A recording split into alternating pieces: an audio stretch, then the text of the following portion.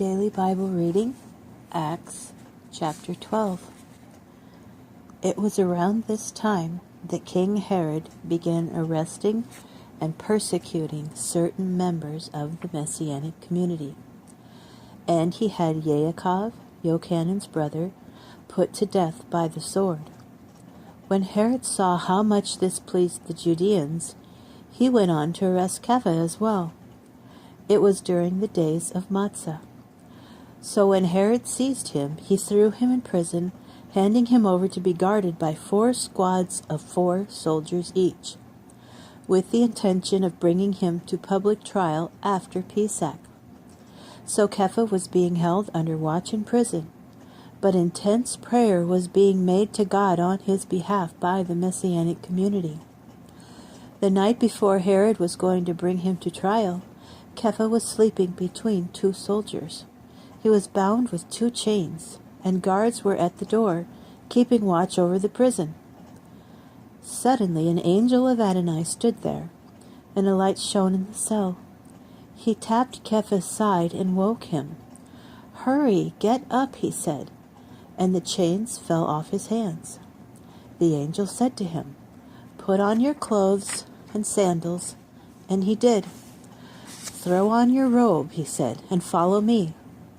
Going out, Kepha followed him, but did not realize that what was happening through the angel was real. He thought he was seeing a vision. Having passed a first guard and a second, they arrived at the iron gate leading to the city. This opened to them by itself, and they made their exit. They went down the length of one street, and suddenly the angel left him.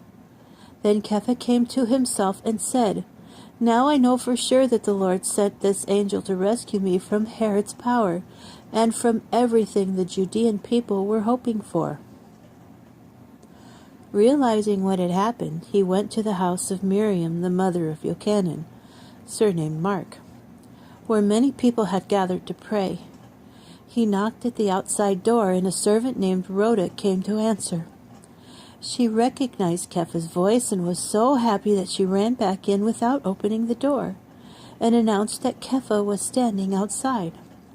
"You're out of your mind," they said to her. But she insisted it was true. So they said, "It is his angel." Meanwhile, Kepha kept knocking, and when they opened the door and saw him, they were amazed. Motioning to them with his hand to be quiet, he told them how the Lord had brought him out of the prison, and said, "Tell all this to Yaakov and the brothers." Then he left and went elsewhere. When daylight came, there was no small commotion among the soldiers over what had become of Kepha. Herod had a thorough search made for him, but they failed to find him. So he cross-examined the guards and ordered them put to death. Then Herod went down from Yehuda to Caesarea and spent some time there. Now Herod was very angry with the people of Zor and Zidon, so they joined together and sought an audience with him. After securing the support of Blastus, the king's chief personal servant, they asked for peace, because they depended on the king's lands for their food supply.